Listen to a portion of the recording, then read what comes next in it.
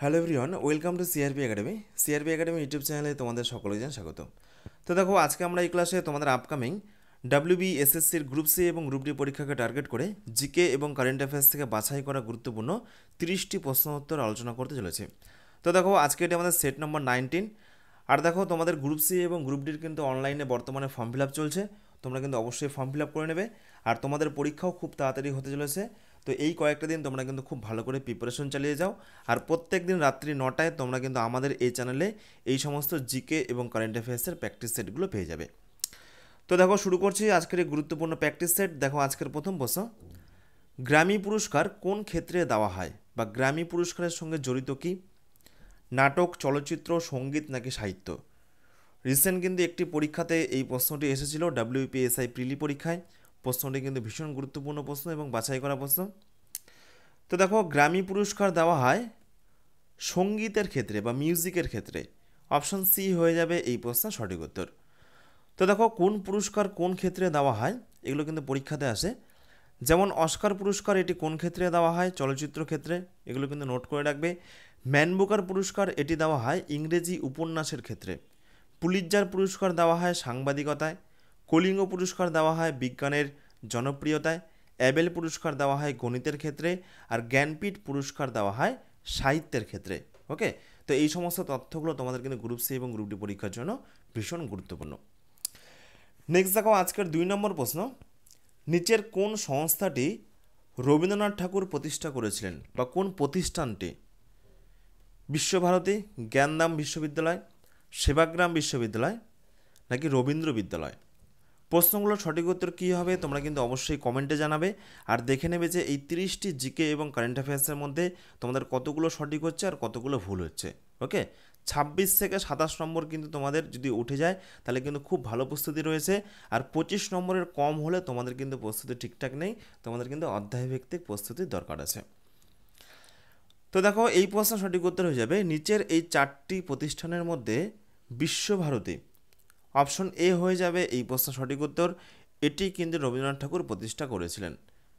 Okay, option A হয়ে যাবে সঠিক উত্তর।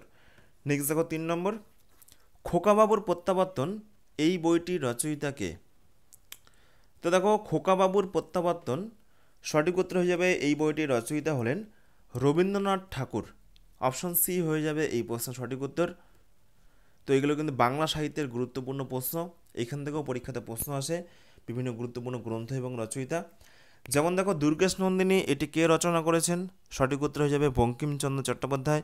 আরণ্যক এর রচয়িতাকে? বিভূতিভূষণ বন্দ্যোপাধ্যায়। অগ্নিবীণা, ঝিঙেফুল, সঞ্চিতা এগুলো রচয়িতাকে? কাজী নজরুল ইসলাম। পুতুল নাচের ইতিকথা এর রচয়িতাকে? মানিক বন্দ্যোপাধ্যায়। টেনিদার অভিযান এর রচয়িতা নারায়ণ গঙ্গোপাধ্যায়। এবং বাঞ্ছারামের বাগান এটি হয়ে যাবে মনোজ মিত্র। তো এগুলো কিন্তু বাংলা সাহিত্যের ভীষণ গুরুত্বপূর্ণ গ্রন্থ এবং তাদের রচয়িতা তোমাদের গ্রুপ সি এবং গ্রুপ ডি পরীক্ষার জন্য ভীষণ গুরুত্বপূর্ণ হতে চলেছে। তো দেখো, তোমাদের গ্রুপ সি এবং গ্রুপ ডি পরীক্ষা কিন্তু হাতে আর মোটামুটিভাবে 1.5 থেকে 2 মাস সময় রয়েছে। তোমরা কিন্তু পরীক্ষার শেষ মুহূর্তে খুব ভালো করে কিন্তু প্রস্তুতি চালিয়ে যাও। তো দেখো, আমাদের সিআরপি একাডেমির তত্ত্বাবধানে অলরেডি 28শে অক্টোবর থেকে মোটামুটি এক সপ্তাহের মতো হলো একটি নতুন ফাউন্ডেশন ব্যাচ শুরু হয়েছে। এই ব্যাচে কিন্তু এখনও ভর্তি চলছে। কোর্স ফি রয়েছে মাত্র 549 টাকা। এবং এইটা আমাদের অফিসিয়াল হোয়াটসঅ্যাপ নম্বর, তোমরা কিন্তু এই নম্বরে যোগাযোগ করে পেমেন্ট কীভাবে করবে সমস্ত প্রসিডিওর জানতে পারবে। তোমরা এই ব্যাচে সম্পূর্ণ গাইডেন্স, পরীক্ষার সম্পূর্ণ গাইডেন্স তোমরা কিন্তু পেয়ে যাবে। যেমন সম্পূর্ণ জিকের মধ্যে ইতিহাস, ভূগোল, বিজ্ঞান, সংবিধান সমস্ত কিছু থাকবে। সম্পূর্ণ কারেন্ট অ্যাফেয়ার্স দেওয়া হচ্ছে। এখানেও তোমরা কিন্তু টপিক ধরে ধরে প্রত্যেকটা কারেন্ট অ্যাফেয়ার্স পেয়ে যাবে। 2025 সালের সমস্ত পুরস্কার, 2024 সালের সমস্ত পুরস্কার।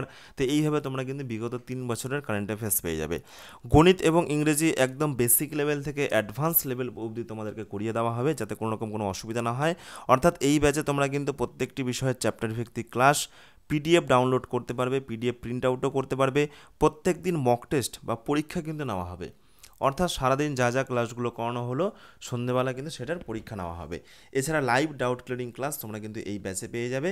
কোর্স ফি রয়েছে মাত্র 549 টাকা, বর্তমানে অফার চলছে।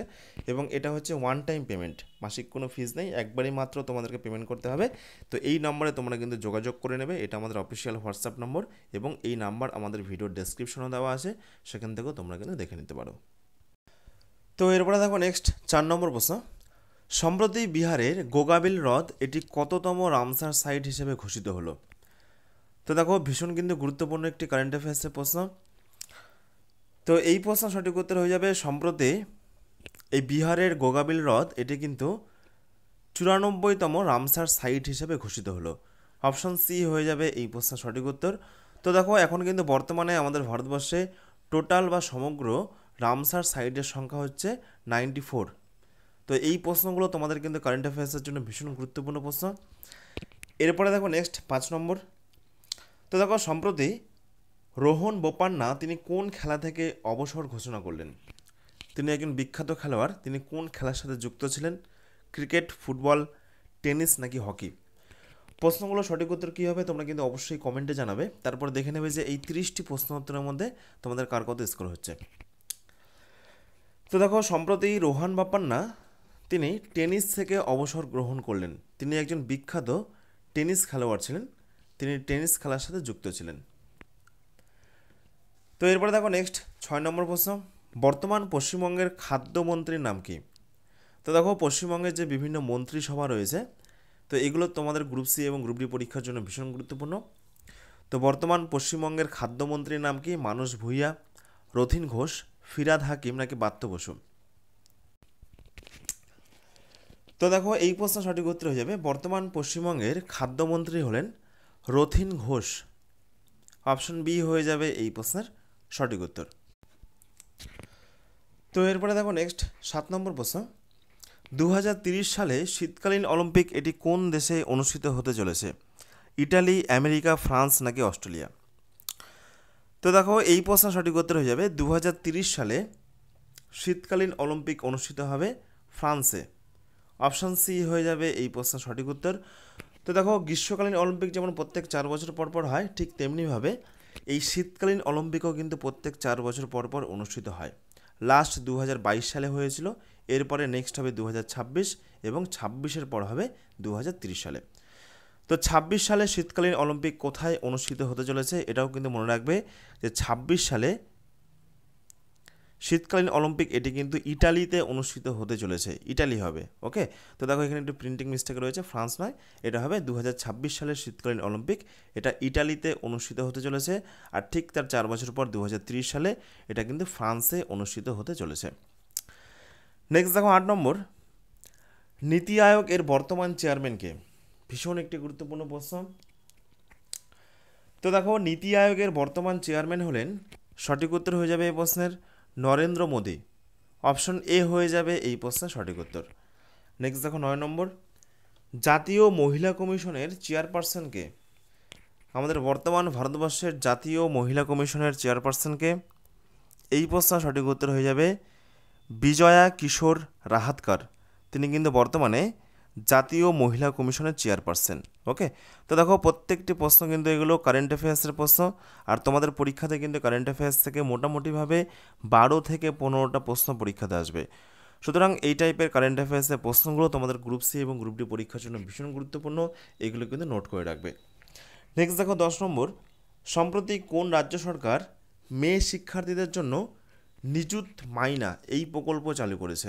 প্রকল্পের নাম হচ্ছে নিযুত মাইনা। আসাম, উত্তরপ্রদেশ, হিমাচল প্রদেশ নাকি ত্রিপুরা? তো দেখো এই প্রশ্ন সঠিক উত্তর হয়ে যাবে সম্প্রতি আসাম রাজ্য সরকার। সম্প্রতি আসাম রাজ্য সরকার কিন্তু এই প্রকল্প চালু করেছে নিযুত মাইনা, এটি হচ্ছে মহিলা শিক্ষার্থীদের জন্য। তাহলে অপশন এ হয়ে যাবে এই প্রশ্নের সঠিক উত্তর।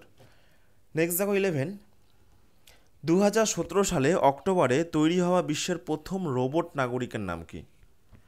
দেখো যদিও প্রশ্নটি কিন্তু মোটামুটি অনেক বছর আগেকার প্রশ্ন, তবু কিন্তু এই প্রশ্নটি কারেন্ট অ্যাফেয়ার্সের জন্য ভীষণ গুরুত্বপূর্ণ। তোমাদের পরীক্ষাতে কিন্তু মাঝে মাঝে বিগত 4 থেকে 5 বছর আগেকারও সাম্প্রতিক টপিকগুলো দিতে পারে গ্রুপ সি এবং গ্রুপ ডি পরীক্ষায়। তো দেখো 2017 সালের অক্টোবরে বিশ্বের প্রথম রোবট নাগরিকের নাম কি? সঠিক উত্তর হয়ে যাবে সোফিয়া। অপশন এ হয়ে যাবে এই প্রশ্নের সঠিক উত্তর। নেক্সট দেখো 12, জিকে থেকে গুরুত্বপূর্ণ একটি প্রশ্ন, এনসিসি এটির হেডকোয়ার্টার কোথায় অবস্থিত? তো দেখো এনসিসির ফুল ফর্ম কি? এটাও পরীক্ষাতে আসে, ন্যাশনাল ক্যাডেট ক্রপস। ভীষণ কিন্তু গুরুত্বপূর্ণ, পরীক্ষাতে অনেকবার এসেছে যে এনসিসির ফুল ফর্ম কি? National cadet crops. তো দেখো এনসিসির হেডকোয়ার্টার কোথায় অবস্থিত? সঠিক উত্তর হয়ে যাবে নিউ দিল্লিতে। অপশন সি হয়ে যাবে এই প্রশ্নের সঠিক উত্তর। নেক্সট দেখো 13, মোহিনীঅট্টম এটি কোন রাজ্যের একটি বিখ্যাত নৃত্যশৈলী? তো দেখো মোহিনীঅট্টম এটি হয়ে যাবে সঠিক উত্তর কেরালার একটি বিখ্যাত নৃত্যশৈলী। এগুলো প্রত্যেকটি প্রশ্ন কিন্তু তোমাদের গ্রুপ সি গ্রুপ ডি পরীক্ষার জন্য বাছাই করা প্রশ্ন। তো দেখো নাচ থেকে তোমাদের কিন্তু পরীক্ষাতে প্রশ্ন আসে, এই তালিকাটি মনে রাখবে। যেমন দেখো কুচিপুড়ি এই নাচটি কোন রাজ্যে দেখতে পাওয়া যায়? সঠিক উত্তর হয়ে যাবে অন্ধ্রপ্রদেশ। কথাকলি এটি হবে কেরালা, ভাংড়া এটি হবে পাঞ্জাব, কত্থক এটি হবে উত্তরপ্রদেশ, মোহিনীঅট্টম কেরালা, ঘুমুর রাজস্থান এবং বিহুটা হয়ে যাবে আসাম। তো এরপরে দেখো নেক্সট 14 নম্বর প্রশ্ন, মগধের কোন শাসক সেনিয়া নামে পরিচিত ছিলেন? প্রচুর বার পরীক্ষাতে কিন্তু এই প্রশ্নটি এসেছে। তো দেখো সঠিক উত্তর হয়ে যাবে মগধের বিম্বিসার। অপশন সি হয়ে যাবে এই প্রশ্নের সঠিক উত্তর। বিম্বিসার তিনি কিন্তু সেনিয়া নামে পরিচিত ছিলেন। অপশন সি হয়ে যাবে সঠিক উত্তর। নেক্সট দেখো 15, পশ্চিমবঙ্গ সরকারের স্নেহের পরশ প্রকল্প এটি কত থেকে চালু হয়েছিল? কত সাল থেকে চালু হয়েছিল? তো দেখো পশ্চিমবঙ্গ সরকারের স্নেহের পরশ প্রকল্প, তো এই প্রকল্পটি চালু হয়েছিল 2020 সাল থেকে। দেখো তোমাদের গ্রুপ সি এবং গ্রুপ ডি পরীক্ষার জন্য পশ্চিমবঙ্গের যে বিভিন্ন প্রকল্পগুলো হয়, কন্যাশ্রী প্রকল্প থেকে শুরু করে, রূপশ্রী প্রকল্প থেকে শুরু করে, দুয়ারে সরকার থেকে শুরু করে, এই যে বিভিন্ন প্রকল্পগুলো রয়েছে, তো এগুলোর একটু সালগুলো দেখে রাখবে, কারণ এগুলো তোমাদের কিন্তু পরীক্ষাতে আসতে পারে। নেক্সট দেখো 16, ভারতীয় সংবিধানের কোন ধারায় সিভিল কোড প্রণয়নের কথা বলা হয়েছে? দেখো সংবিধান থেকে গুরুত্বপূর্ণ একটি প্রশ্ন।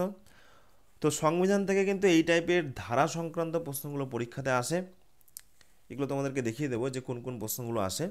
তার আগে দেখে নাও এই প্রশ্ন সঠিক উত্তর হবে যে আমাদের ভারতীয় সংবিধানের 44 নং ধারায়, অপশন ডি হয়ে যাবে এই প্রশ্নের সঠিক উত্তর। আমাদের ভারতীয় সংবিধানের 44 নম্বর ধারায় এই সিভিল কোড প্রণয়নের কথা বলা হয়েছে। তো দেখো বেশ কিছু গুরুত্বপূর্ণ ধারা যেগুলো তোমাদের পরীক্ষাতে আসে, যেমন দেখো মৌলিক দায়িত্ব। তো মৌলিক দায়িত্ব এটা হয়ে যাবে 51A নম্বর ধারায় রয়েছে। মৌলিক দায়িত্ব এটি আমাদের সংবিধানের কত নম্বর ধারায় রয়েছে? 51A। পঞ্চায়েতি রাজ এটি হয়ে যাবে 243 নম্বর ধারায়। নির্বাচন কমিশনের কার্যাবলী 324 নং ধারায়। জরুরি অবস্থা 352 থেকে 360 নং ধারায় এবং সংবিধান সংশোধন প্রক্রিয়া 368 নম্বর ধারায় রয়েছে। তো এই যে ছোট ছোট তোমাদেরকে তালিকা করে দেওয়া হচ্ছে, তো এগুলো কিন্তু তোমাদের পরীক্ষার জন্য ভীষণ ইম্পর্টেন্ট। আর প্রত্যেকটি ক্লাসে আমি তোমাদেরকে বলি এই সমস্ত তালিকাগুলো পারলে খাতায় নোট করে রাখবে, তাহলে পরীক্ষার আগে সমস্ত তালিকাগুলো তোমাদের এক জায়গায় হয়ে যাবে এবং সেখান থেকে তোমাদের পড়তে সুবিধা হবে, রিভিশন করতে কিন্তু সুবিধা হবে।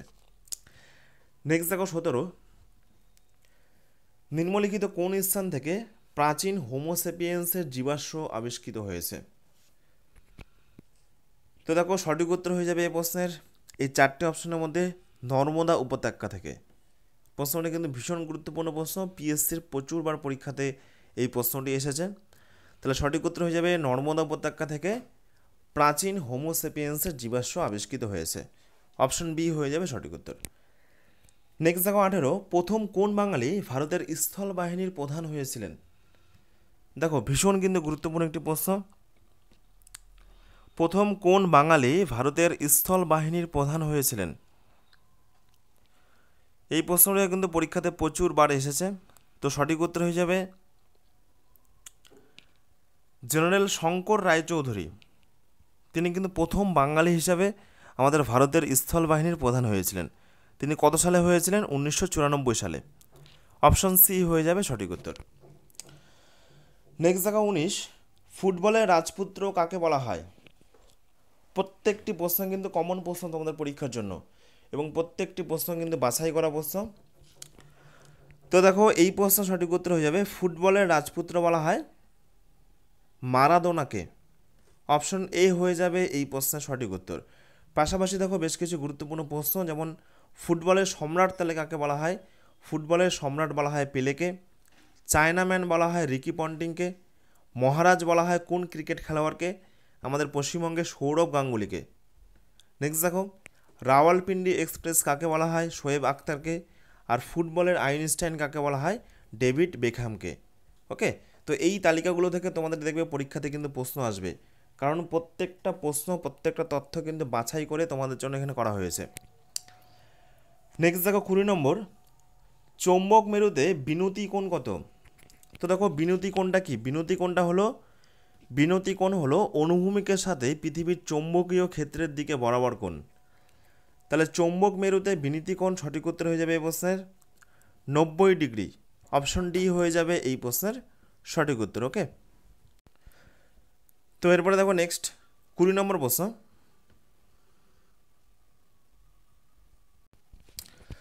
তো এরপরে দেখো নেক্সট 21 নম্বর, নিম্নলিখিত কোনটি দক্ষিণবঙ্গের সর্বোচ্চ শৃঙ্গ? আমাদের পশ্চিমবঙ্গের যে দক্ষিণবঙ্গ রয়েছে সেই দক্ষিণবঙ্গের সর্বোচ্চ শৃঙ্গ সান্দাকফু, চেমতাবড়ু, পরেশনাথ নাকি বিহারীনাথ? দেখো পশ্চিমবঙ্গের ভূগোল থেকে গুরুত্বপূর্ণ একটি প্রশ্ন। সঠিক উত্তরগুলো কী হবে তোমরা কিন্তু অবশ্যই কমেন্টে জানাবে। তারপরে দেখে নেবে যে এই 30টি জিকে প্রশ্ন উত্তরের মধ্যে তোমাদের কার কত স্কোর হচ্ছে। তো দেখো এই প্রশ্ন সঠিক উত্তর হয়ে যাবে দক্ষিণবঙ্গের সর্বোচ্চ শৃঙ্গের নাম চেমতাবড়ু। অপশন বি হয়ে যাবে এই প্রশ্নের সঠিক উত্তর। আর গোটা পশ্চিমবঙ্গের সর্বোচ্চ শৃঙ্গের নাম কি? সান্দাকফু। এটি কিন্তু উত্তরবঙ্গে দার্জিলিংয়ে অবস্থিত। ওকে, তো দেখো এই যে চেমতাবড়ু এটি হচ্ছে পুরুলিয়া জেলায় অবস্থিত, এর উচ্চতা 719 মিটার। নেক্সট দেখো 22 নম্বর প্রশ্ন, ভারতের সংবিধানের কোন তালিকায় কেন্দ্র এবং রাজ্যের মধ্যে ক্ষমতা বন্টন রয়েছে? দেখো সংবিধান থেকে গুরুত্বপূর্ণ একটি প্রশ্ন। সঠিক উত্তর হবে এই প্রশ্নের 7ম তপশিলে। অপশন ডি হয়ে যাবে সঠিক উত্তর। নেক্সট দেখো 23 নম্বর, বিসিজি টিকা কোন অসুখের প্রতিষেধক হিসেবে তৈরি হয়? দেখো বিজ্ঞান থেকে গুরুত্বপূর্ণ একটি বাছাই করা প্রশ্ন। তোমাদের এই প্রত্যেকটি প্রশ্ন কিন্তু গ্রুপ সি এবং গ্রুপ ডি পরীক্ষার জন্য সমানভাবে গুরুত্বপূর্ণ, সমানভাবে উপযোগী। এগুলো প্রত্যেকটি প্রশ্ন কিন্তু বাছাই করা প্রশ্ন। আর আমাদের কিন্তু এই সমস্ত প্র্যাকটিস সেটগুলো থেকে তোমরা দেখবে গ্রুপ সি এবং গ্রুপ ডি পরীক্ষাতে প্রচুর প্রশ্ন কমন পেয়ে যাবে। প্রত্যেকবারই বিভিন্ন চাকরির পরীক্ষায় কিন্তু আমাদের ক্লাস থেকে প্রচুর প্রশ্ন কমন আসে। লাস্ট ডাব্লিউপি এসআই প্রিলি পরীক্ষাতেও মোটামুটিভাবে 90%-এরও বেশি প্রশ্ন কিন্তু হুবহু কমন ছিল, এবং সেটা আমরা তোমাদেরকে টেলিগ্রামেও দেখিয়েছি কোন ক্লাস থেকে কোন কোন প্রশ্নগুলো কমন এসেছিলো। আশা করছি তোমাদের গ্রুপ সি গ্রুপ ডি পরীক্ষাতেও প্রচুর প্রশ্ন কমন আসবে। তো নেক্সট দেখো 23 নম্বর, বিসিজি টিকা এটি কোন অসুখের প্রতিষেধক হিসেবে তৈরি হয়? কমেন্ট করো সঠিক উত্তর কী হবে।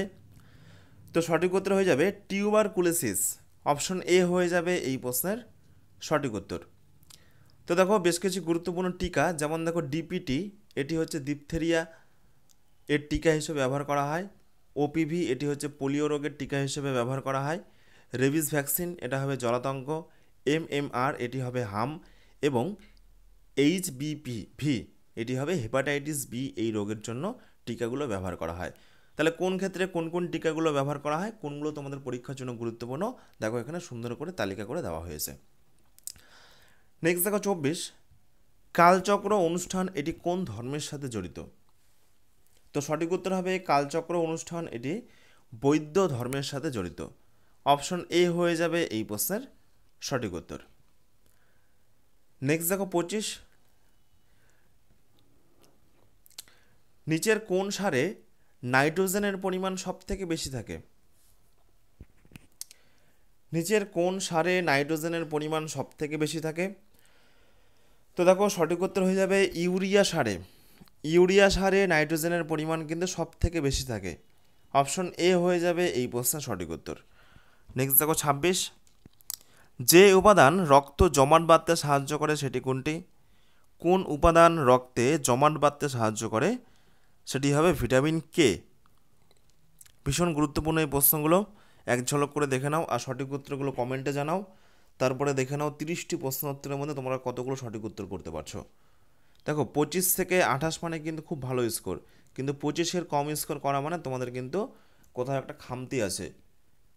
টপিক ধরে ধরে কিন্তু তোমাদের সিলেবাসটাকে কমপ্লিট করতে হবে। সুতরাং আগে দেখে নাও 30টি প্রশ্ন উত্তরের মধ্যে তোমাদের কার কত স্কোর হচ্ছে।